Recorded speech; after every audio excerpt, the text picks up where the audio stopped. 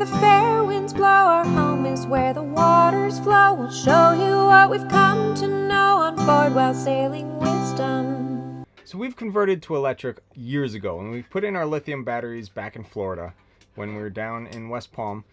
And I was just wondering, how much of a difference has it made being electric and charging from the sun versus if we stayed diesel and just went with that? Like, how many gallons of diesel have we not burned by having an electric motor?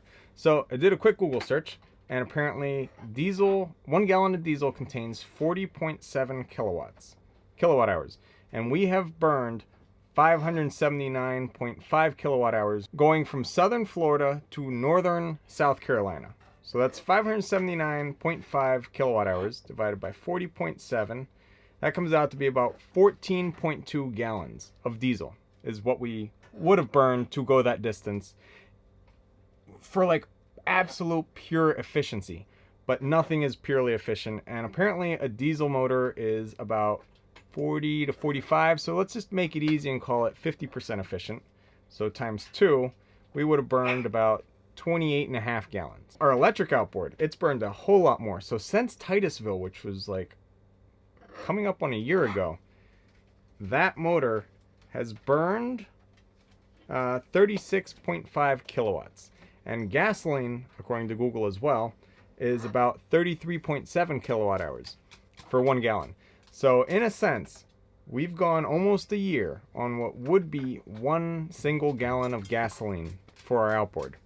So that's just mind-blowing. Like, there's no way you're ever going to run your outboard for a year on a single gallon of gas, running it at least 3 times a day, all the time. It's been really cool. I'd say the inboard on the sailboat, it's not as appreciable of a gain, or it doesn't sound as impressive. But when you look at it for the outboard way, holy crap, 1 gallon for a year? That's just mind-blowing. And it's also kind of mind-blowing that we've gone about 500 miles on 28 gallons, theoretically, of diesel. And all from the sun. It's super cool. Now, admittedly, we do have a gas generator, and we have had to use it sometimes, from time to time when there's cloudy days. Hi, Jerry. Yes. And we've had to use it when it's cloudy days or we need to go further, and just to top off the batteries. But those times are few and far between. We mostly rely on the solar panels.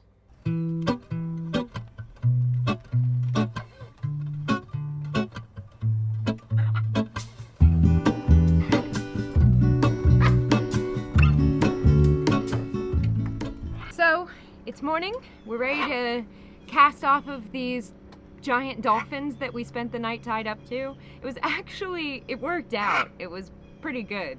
Definitely the most unique tie-up that we've ever done, especially on the side of the ICW, the Intercoastal Waterway. But it's gonna be a really good day because we're gonna get across the border into North Carolina.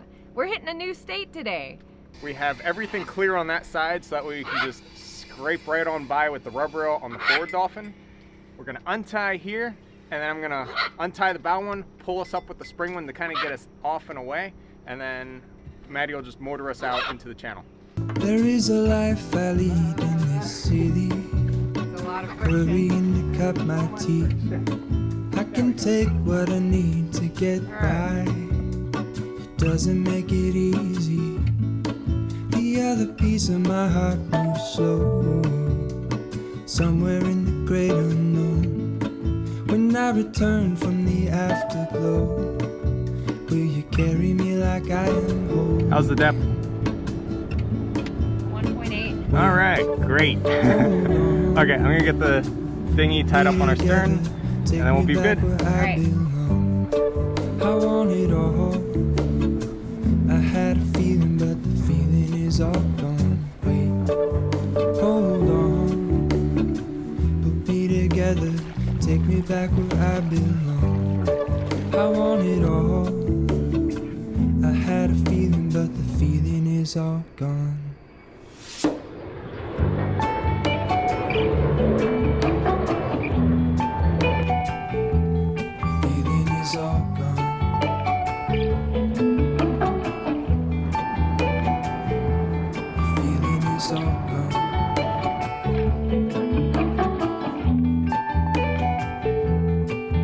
If I could take you back to my youth and show you what I wish I knew. My will is strong with a place to lean. In the moment I hung desperately. The other ring on my wrist is gold, pairing with the light it holds. When I return from my skin and bones, I'm remembering the words. That is precisely why I don't play golf near the river, because I would throw too many golf balls into the water. Okay, this is incredibly painfully slow. We're going along at like 2-point-some knots, just shy of 3 knots, and we're going against the tide, so that's our fault. But the whole issue is we need to go 24 miles today, and it's so far that we wouldn't be able to make it with daylight with the correct tide. So we left again as the tide was coming up. We left at mid-tide and started just going against it with the thought that, hey, we'll be further along when the tide shifts, and the tide's got an hour to go yet to be high tide, and then when it starts ebbing, we'll get sucked out with it. But wow, it's just so slow. Like, I'm just looking at the clock and it's like, oh yeah, you have 6 more hours of just sitting here, moving slowly. But the cool part is we're able to do it with no generator, just the solar panels and just the batteries. The unfortunate bit is that we're going this painfully slowly through such an ugly part of the ICW. Myrtle Beach is just new property after new property, totally characterless. I mean, it's really not a great section of the ICW. And then as we come north here, it's just kind of high rises and condos on the water and golf courses, and it's not that kind of natural beauty that we've just come out of from the Waccamaw. So it's such a stark contrast. It definitely isn't boring. It provides a lot of entertainment, but I prefer the nature.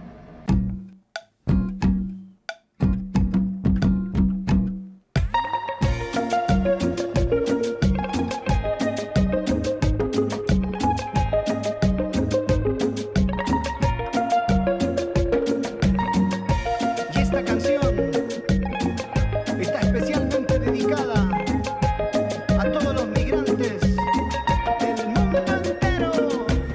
Dejamos familia, barrio y el hogar. Se vino cuesta arriba y la vida volvió a empezar. Siempre esa fue la magia que nos echó a caminar.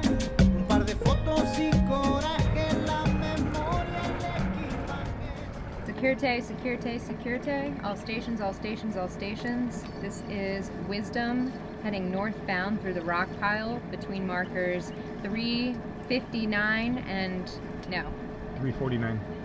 between markers 349 and 352. All concerned vessels stand by on 16th. So the rock pile is so narrow that if there's a large vessel such as a tug coming through, they would need to warn us now so that we could stop now, because there isn't actually any room for vessels to pass in the rock pile. It's a good thing it's a relatively windless, beautiful day, because this is apparently the most treacherous span of the ICW along the East Coast. Siempre, siempre atento, siguiendo cada movimiento. Siempre, siempre atento, tengo una idea, tengo un invento.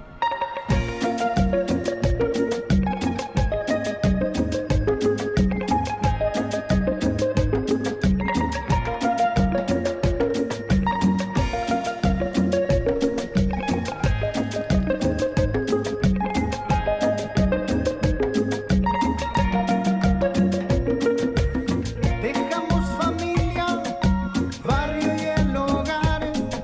Se vino cuesta arriba y la vida volvió a empezar. Simple esa fue la magia que nos echó a caminar. Un par de fotos y coraje, la memoria y el equipaje. Y dice, siempre, siempre atento, siguiendo cada movimiento. ¿Sabes? Siempre, siempre atento. Okay, this rock pile is pretty infamous. All of our friends that do the ICW, like, their big warning is, oh, careful going through the South Carolina Rock Pile. That's like death. And then CETO is a great resource. If you're going through areas that are kind of tricky, you can give them a call and they'll tell you like all the local knowledge of how to get through treacherous parts. And when I was in Georgia, I called the guy and was asking how to get through a couple cuts. And he was like, oh, you're heading north. When you get to South Carolina in Myrtle Beach, be careful with that rock pile. I'm like, holy crap. I didn't even ask him about this area, but he was warning us because apparently when people run aground there, they hold their haul on the rocks and then sink. So most places, CETO, I guess, pulls people off like normal. Here it's a salvage for a sunken boat.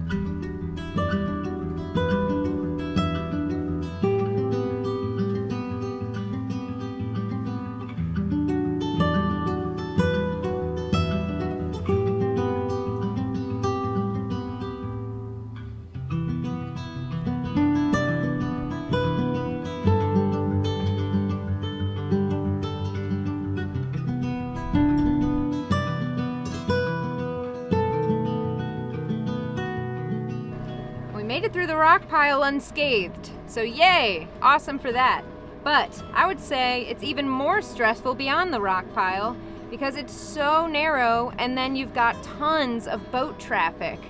And these guys will come up right next to you and almost splash you with their wakes. It's just a pretty intense day we're having here, and you have to be hyper focused. You can't look down, you can't look away. And I've been hyper focused for the past 5.5 hours. That's the hard part, is just sitting here doing exactly the same thing of just go straight, go in the middle, don't hit the sides.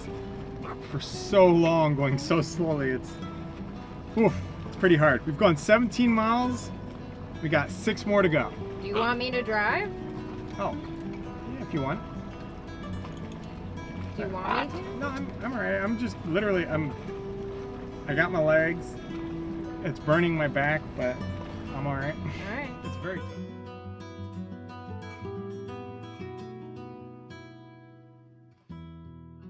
We're about to pass a spot that was extremely significant for us. Okay, we are off, and that is how you single-hand the 45-foot sailboat. Everything happens really slowly and lots of planning. Snow's Cut is tricky and treacherous, so I want to have really good charge before we try and get through that one. Thanks for watching this episode of Sailing Wisdom. Don't forget to like the video, share it with your friends, and hit subscribe so you don't miss the next Rigging Doctor episode. And if you're interested in even more Rigging Doctor awesomeness, consider becoming a patron to see all of our extras. Can't wait to see you next time as you join us out here on the high seas.